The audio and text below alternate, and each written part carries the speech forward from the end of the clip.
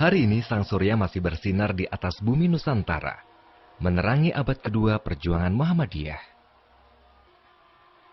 Muhammadiyah adalah pembaharuan, pemurnian Islam demi kemaslahatan umat. Kiai Haji Ahmad Dahlan memetik gagasan ini dari pemikir seperti Muhammad Abduh Al-Afghani, Rasyid Ridho, dan Ibnu Taimiyah saat menimba ilmu ke Mesir pada usia belasan tahun. Di tengah kemuraman kolonialisme Belanda masa itu, pemikiran Islam modern memberi beliau harapan dan keyakinan akan masa depan yang lebih baik bagi umat Islam Indonesia. Tak mungkin Islam lenyap dari seluruh dunia, tetapi tidak mustahil Islam hapus dari bumi Indonesia. Siapakah yang bertanggung jawab? Bagi Kiai Haji Ahmad Dahlan, spirit pencerahan ini adalah panggilan ilahiyah agar menyeru umat Islam kembali pada kemurnian Al-Quran dan Hadis dan senantiasa beramal baik. Beliau lalu mendirikan Muhammadiyah di tahun 1912 dan membangun gerakan di 4 bidang, yaitu tabligh, sekolah, pusat kesejahteraan umat atau PKU, dan pustaka. Ketika dasawarsa pertama kepemimpinan Kiai Haji Ahmad Dahlan dilanjutkan hingga dasawarsa kedua oleh Kiai Haji Ahmad Ibrahim, perwujudan gagasan Muhammadiyah tetap berjalan sinergis.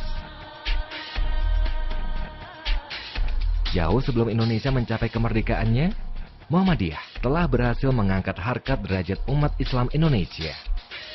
4 bidang yang menjadi pilar Muhammadiyah pun ikut menopang sejarah Indonesia. Bagian tabligh menumbuh suburkan perkumpulan dan jamaah pengajian dalam waktu singkat sejak persyarikatan berdiri.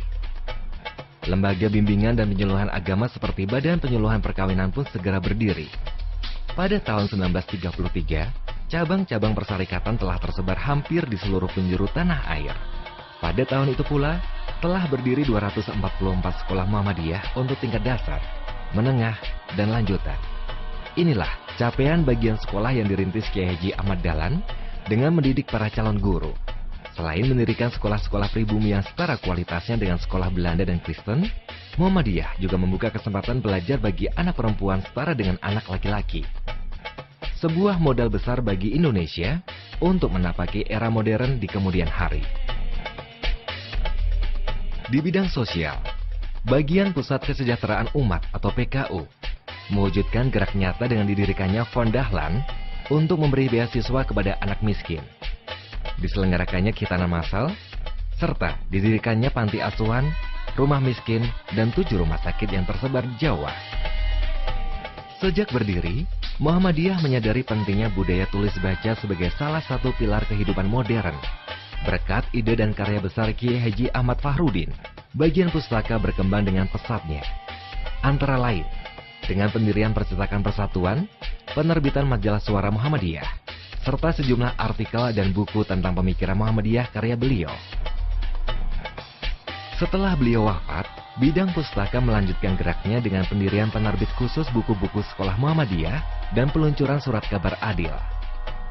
Hanya dalam kurun waktu 20 tahun, Muhammadiyah yang terbit dari sudut kampung Yogyakarta telah menyebarkan sinar terangnya ke seluruh penjuru Nusantara, menghapuskan kemuraman kolonialisme dari bumi Indonesia.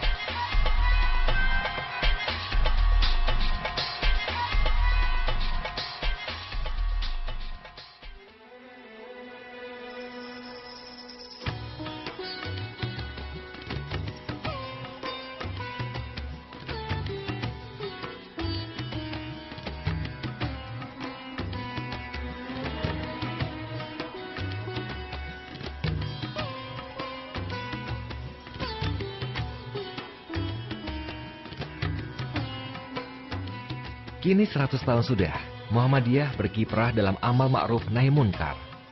4 pilar yang ditanam Kiai Haji Ahmad Dahlan dan Kiai Haji Ibrahim tetap menjadi pokok perwujudan gagasan pencerahannya.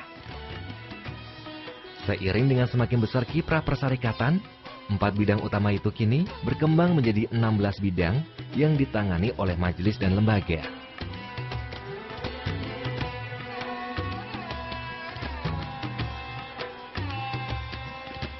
Majelis Tarjih dan Tajdid beranggotakan para ulama.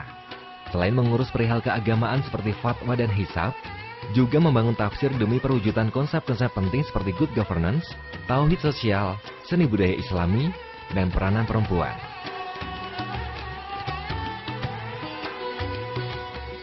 Majelis Tablik dan Dakwah Khusus memberdayakan masjid dan menyebar benih kemurnian Islam tanpa kenal batas hingga ke suku-suku terasing. Majelis Pendidikan Tinggi, Penelitian, dan Pengembangan. Penguatan kelembagaan perguruan tinggi Muhammadiyah, membangun pusat keilmuan dengan mendukung akademisi, praktisi, dan intelektual muslim.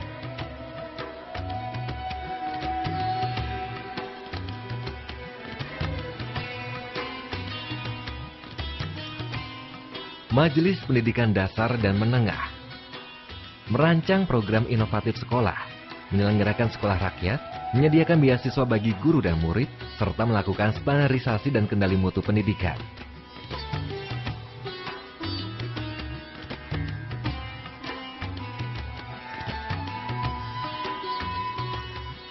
Majelis Kesehatan dan Kesejahteraan Masyarakat, pengembangan panti sosial, asuransi kesehatan dan sosial, pusat konseling dan rehabilitasi nafsa, serta pengembangan ilmu kesehatan dan standarisasi lembaga kesehatan Muhammadiyah.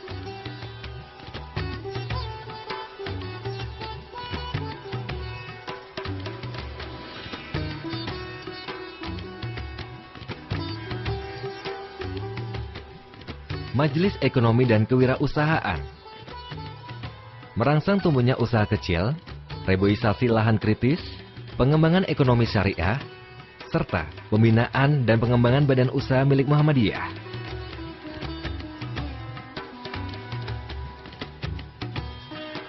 Majelis Wakaf dan Zakat Infak Sodaqoh cermat mengamankan harta wakaf persyarikatan, serta mengelola zakat infak sodaqoh secara produktif dan amanah. Majelis Pemberdayaan Masyarakat mengejawantahkan teologi Al-Ma'un, pendampingan dan training civil society untuk kelompok masyarakat, petani, dan nelayan, pelayanan krisis center hingga advokasi kebijakan publik.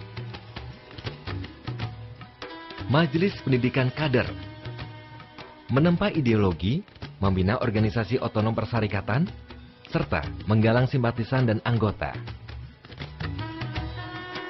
Lembaga Hikmah dan Kebijakan Publik mendalami isu politik kontemporer, membangun sinergi dengan kader di lembaga legislatif, eksekutif, dan judikatif, mendesain gerakan anti korupsi, demokrasi, HAM, dan advokasi undang-undang.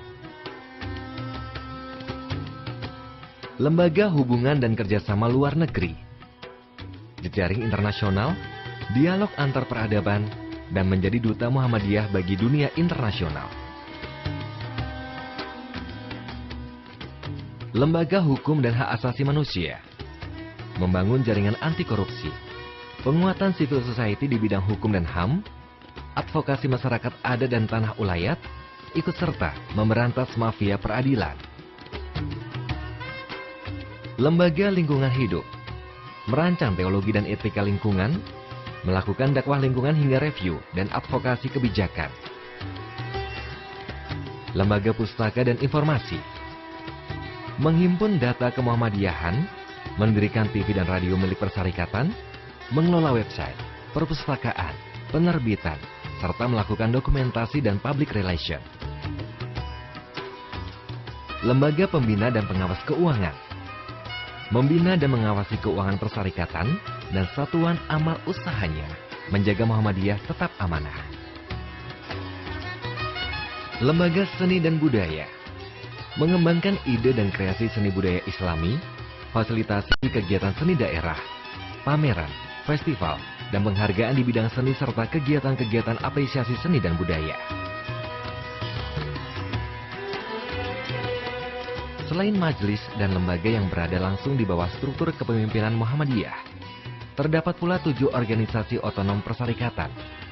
Organisasi otonom ini memberikan ruang gerak bagi golongan yang sering diabaikan kiprahnya. Aisyah dan Naisyatul Aisyah adalah ruang khusus bagi perempuan.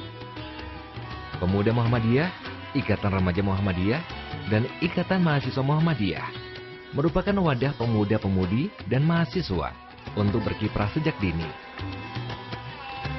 Sedangkan Tapak Suci Putra Muhammadiyah dan Hizbul Wathon bergerak dalam aktivitas bela diri dan kepanduan untuk kalangan anak-anak hingga dewasa. Jamaah Muhammadiyah selain tersebar di seluruh Nusantara, juga tersebar di luar negeri dari terutama di Asia Tenggara, seperti Malaysia, Brunei, Thailand, Singapura, dan Filipina. Di tingkat internasional, Muhammadiyah dikenal sebagai organisasi Muslim reformis. Kiai Dahlan disejajarkan dengan Jamaluddin Al-Afghani dari Mesir dan Muhammad Iqbal dari India.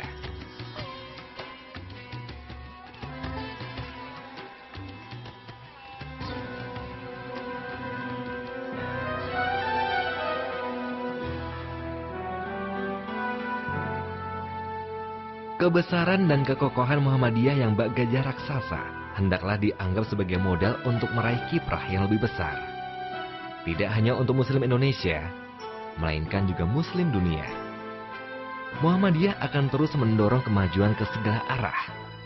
Bidang dakwah, pendidikan, kesejahteraan dan pustaka yang telah dirintis sejak awal adalah jiwa bagi peran-peran baru Muhammadiyah di masa datang. Dilandasi dengan teologi amaliyah Al-Ma'un, gerakan Muhammadiyah insya Allah akan membawa kemaslahatan bagi umat dunia.